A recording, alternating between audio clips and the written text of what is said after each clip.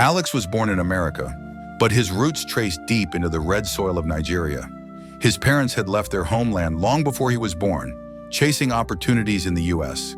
He grew up as their only child, bright, calm, and deeply loved.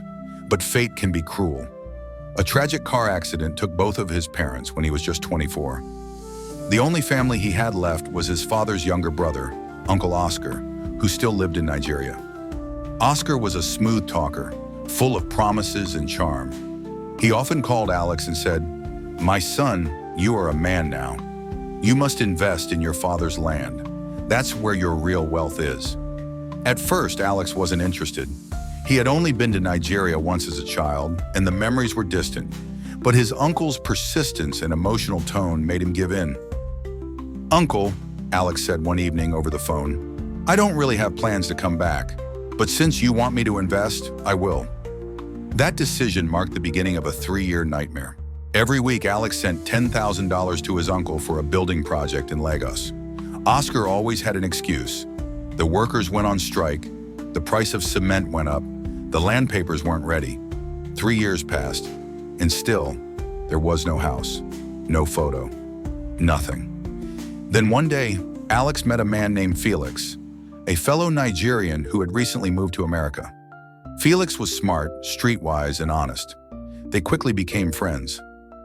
One afternoon, while having lunch, Alex mentioned casually, "I need to send money to my uncle in Nigeria. He's still working on my building project." Felix raised an eyebrow. "Building? For how long?" "3 years," Alex replied, sipping his coffee. "3 years? And no pictures?" Felix asked, confused. "No, but my uncle said it's almost done." Felix knew something was off. He decided to help. Quietly, he reached out to his contacts in Nigeria and asked them to check on the so-called project.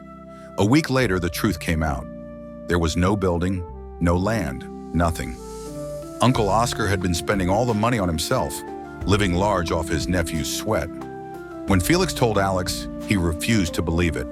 "That's impossible. My uncle can't do that to me," he insisted. But Felix didn't give up. He suspected something darker. Through prayer and discernment, he connected Alex with his pastor. The pastor prayed with Alex and asked if he had received any strange object from his uncle. "Yes," Alex said slowly. "He gave me a small charm, said it was for protection. He told me to keep it under my bed." The pastor's face hardened. "That's not protection, my son. That's a chain," they prayed fervently, breaking every spiritual hold. For the first time in years, Alex felt his mind clear, like fog lifting after a long storm. Memories, emotions, and logic all returned. He realized how deeply manipulated he had been. "I've been sending $10,000 every week for 3 years," Alex said, shaking his head in disbelief. Felix placed a hand on his shoulder.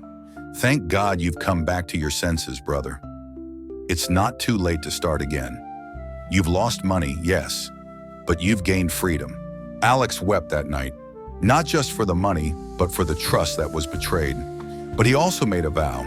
Never again would he let deception blind him. Never again would he confuse family ties with loyalty that wasn't earned.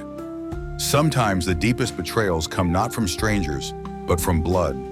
And sometimes it takes a true friend to help you see what your eyes refuse to see.